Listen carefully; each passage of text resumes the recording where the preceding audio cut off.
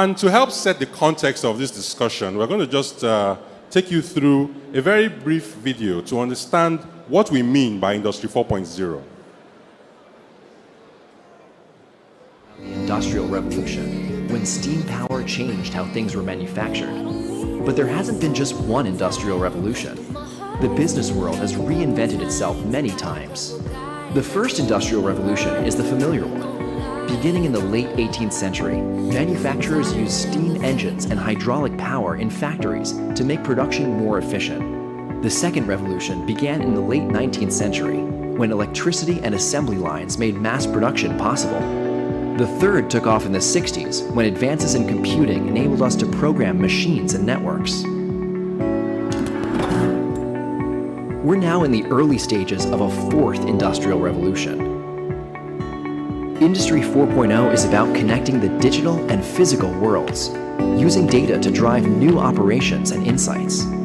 Exponential advances in quantum computing, artificial intelligence, robotics, additive manufacturing, the Internet of Things, and other technologies have led to rapid and profound change across business, government, and society, ushering in a bold new world filled with competitive risks and opportunities. In response, organizations are transforming the ways in which they serve their customers, their people, and their broader network of stakeholders. Industry 4.0 is changing the rules of competition, requiring new forms of collaboration, and shaking up the structures of entire industries. Many will struggle to keep up. Will your organization? Do you have a defining purpose, a robust strategy, the best people, the right technology? Are you ready for Industry 4.0?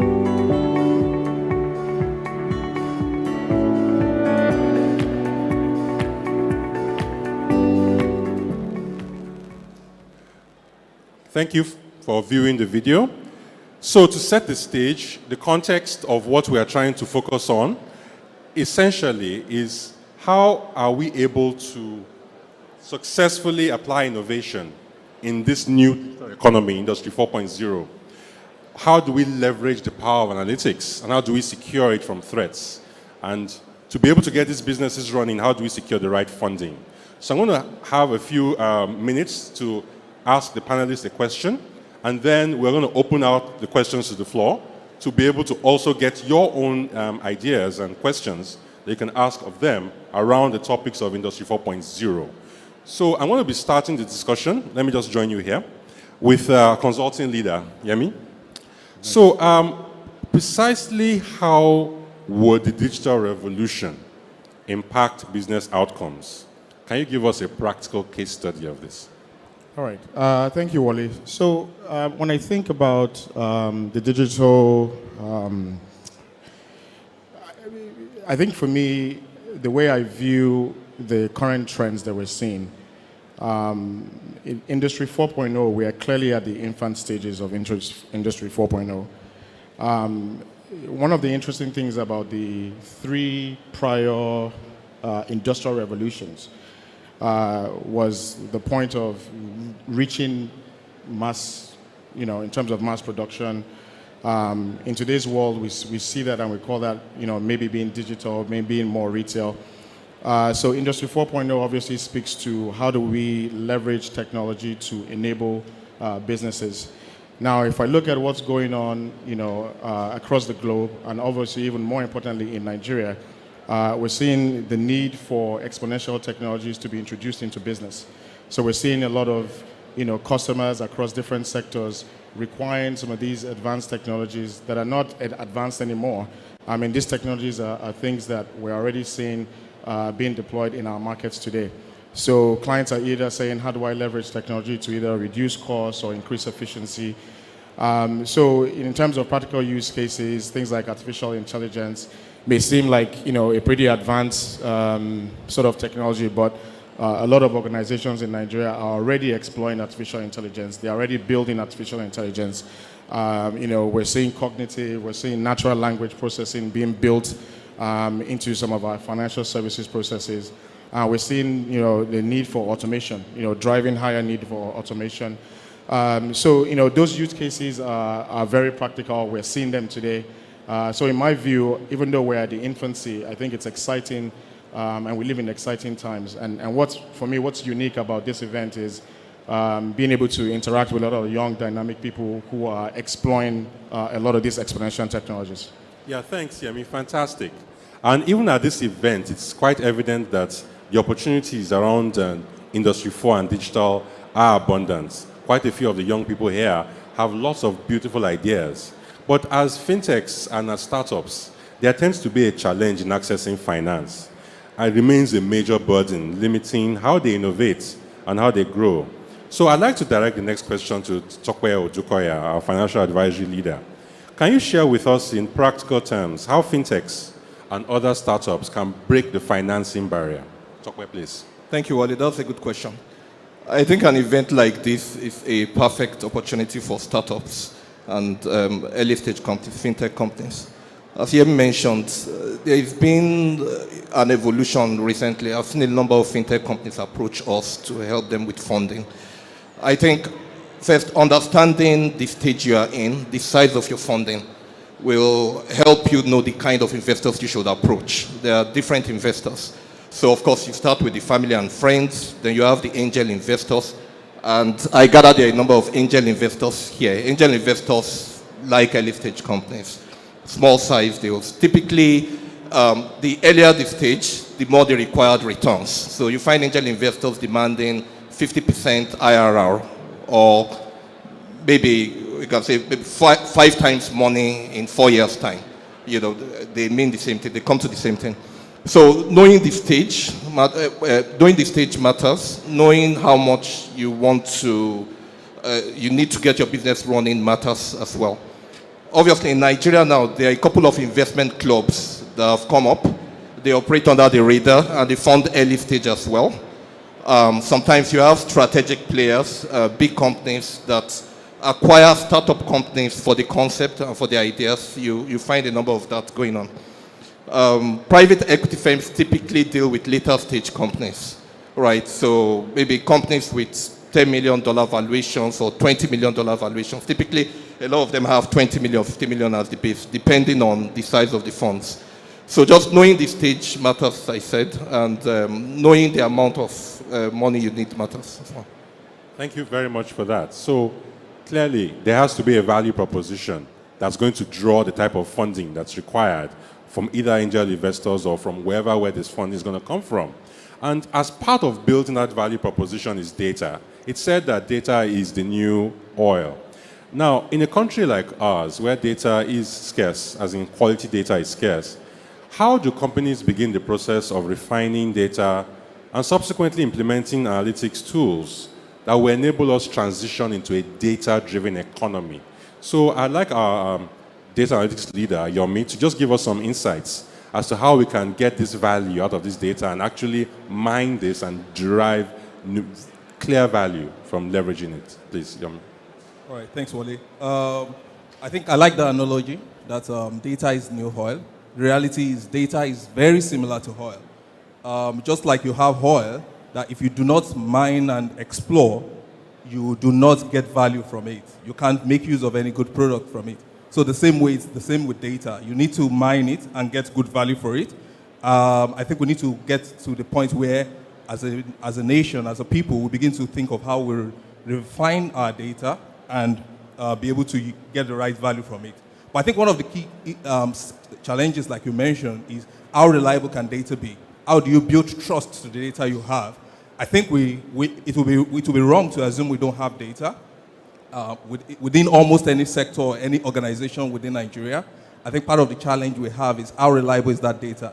And one of the key elements of doing that is building trust, building proper quality into the data, building proper governance around the data so that it's data you can trust. I think it's when you have that, then you can be able to refine it and get intelligence from it, take it upward to where you get insights from it, and even begin to think of advanced analytical models that you can build from it. More from the predictive element, even in some cases, being able to monetize this. At the baseline, based on one of the points you raised, is getting the strategy right for your data. What can I do with my data? What's the value I want to derive from it? Then thinking about the people, what are the kind of talents I need to be able to mine my data and make good use of it. Also, there are a lot of wide range considerations you need to also have around the technology you can use, which OEM should I go with, what do I want to achieve with my data. And I think once you have all of that stacked up and put together with proper structure in place, then we should be able to get good value for your data. Excellent. Thank you very much. Clearly, digital economy is driven by data, and being able to understand the customer actually is critical with the underlying information. However, with all this information, all this new technology, as the fintech industry continues to evolve, as startups in technology continue to evolve, vulnerability to cyber attack also evolves. Data privacy breaches continue, they persist. I would like our cybersecurity leader to help us understand what businesses, big and small, can do to protect against the increasingly sophisticated wave of cyber attack. Tokbe Aladinusi, please, can you give us some insights? All right, thank you very much, Wally. You know, just like it was said, in Industry 4.0, we have a convergence between the physical and the digital world. And in that scenario, the currency that you trade is trust. And so, if you do not have systems that are trustworthy, it is difficult for people to do business with you. Unfortunately, the bad guys and the thieves will always follow the money and the value. So as we develop systems for convenience, we also need to start thinking about security. So what I would advise companies to do is that right from the conceptualization stage, when you are thinking and planning your systems, your solutions, you should plan for security. It should not be an afterthought. For instance, if you are developing an app, you should employ secure coding practices. You should also employ other practices, such as doing a good risk assessment, making sure that you have the right people and the right tools. And when you've done all those things, you also need to prepare for eventualities. There will be times where there will be breaches, hackers will hit everybody. I love what Robert Mueller once said, the guy that is currently investigating the meddling of the US election. So there are two types of companies, those that have been hacked and those that will be hacked. So if you are here, you've not been hacked, just get set, you will soon be hacked. It's a given. And so we need to prepare that when such things happen, how are we able to detect it? How are we able to respond to them? And how do we bounce back to operations? So having this holistic view of security is very important so that our systems can be trustworthy. If people don't trust your systems, you are no longer in business. Thank you very much. Miriam, I think we should take questions from the audience. What do you think? Okay, so we've talked about cyber risk, we've talked about the benefits of data analytics, we've talked about financial support for startups, we've talked about the digital economy and how you can use that to transform your business. So we're here to take questions on anybody who needs more information on any of these subjects. Good afternoon, everybody. I have two questions. The first question has to do with high failure rate of okay. I'll just go with one question there. High failure rate of tech startups in Nigeria seems to be on a high. Given I said high failure rate of tech startups seems to be on a high in Nigeria. What can we do to mitigate that? And what are funding options for tech startups? Thank you. My name is Muidin Mohammed. My question is that if you face digital disruption, for example, you write a program and all of a sudden you discover that MTN come up and partner with somebody, and what they partner with somebody is similar to what you are doing. How do you handle this type of? So can I maybe start? I can respond to the gentleman's question here. All right, And then the other one around failure rates, maybe you might want to talk through that. So I guess your question is a good one. And that is the beauty and also, if you could say, that's one of the challenges of the dynamic and the digital world that we live in. Speed to market becomes very, very important. Different people are going to be working on similar ideas, which is why we believe that in a digital world, being in a position to collaborate, being in a position to increase your speed to market becomes extremely important. Because of the demand as to what we are all demanding of technology, you would need to, accelerate how you develop your solutions and your products and how you deliver them to market. But in doing that, it's also key to understand what the customer wants and what that customer journey looks like. So yes, your question is a fair one. I don't have the answer for that, but unfortunately, and I guess fortunately, that is the beauty of the digital world that we're in. So what I can advise is you just need to work faster, and you need to be very in tune as to what customers would be looking for or anticipate what customers need. Okay, thanks. I think that was a very good question. So high failure rates of startup companies is not common only to Nigeria. It's worldwide. Why? You want to get into a company, the concept is not proven yet, but it could become big. Now, some research has been done in the past that, for those that do some level of due diligence have a higher chance of success than those that don't. One. Secondly, the partners you go to, in fact, even your funding partners, the experience with your funding partners too matter, right? And also, when you are coming up with an idea, you find a lot of people. I think Wale and I were discussing a while ago. You find some would-be entrepreneurs. They have a solid idea, but it's not marketable. So you need a good product, but you also need a product that is marketable. You need a product that someone is willing to pay for. Now, if you have a product that someone is willing to pay for, then someone might be willing to invest in it. Now, we talk of angel investors. Some people have the notion that the angel part means someone giving free money. No, don't forget the investor part. No investor will part with money if they are not sure they will get the required returns, right? So knowing the right partners, doing diligence, will help, in mitigating potential losses from early stage companies. In terms of funding options, I've mentioned angel investors. In going to angel investors too, they'll do their diligence on you. They are more interested in the person as opposed to the numbers, because really there are no numbers yet for startup companies. But at the same time, you should also do your own diligence on investors. There's a program I like watching, Dragon's Den. I'm sure a lot of you have watched it.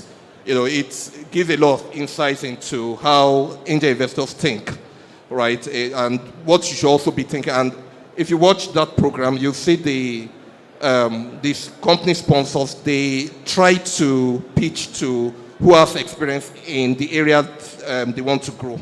So all of those things matter. So don't just have an idea and launch it.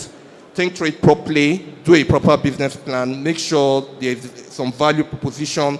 When you go to funding partners, make sure there are people that have experience in that line. Do some diligence as well. Ask them for those they funded successfully in the past.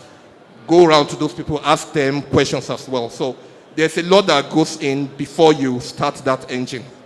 I hope that's helpful. All right, thank you very much, partners. To learn more about what we've discussed this morning, you can go to social media pages of our partners. It will be on the screen pretty shortly. You can also approach the Deloitte staff on our booth. Our booth is right over there to the extreme right. You can also visit our website as well as all our digital media channels. So we have Yomi, Tope, Yemi, and another Tope, all available on LinkedIn as well as Twitter for any other interactions or engagements you might be willing to initiate with them. Thank you.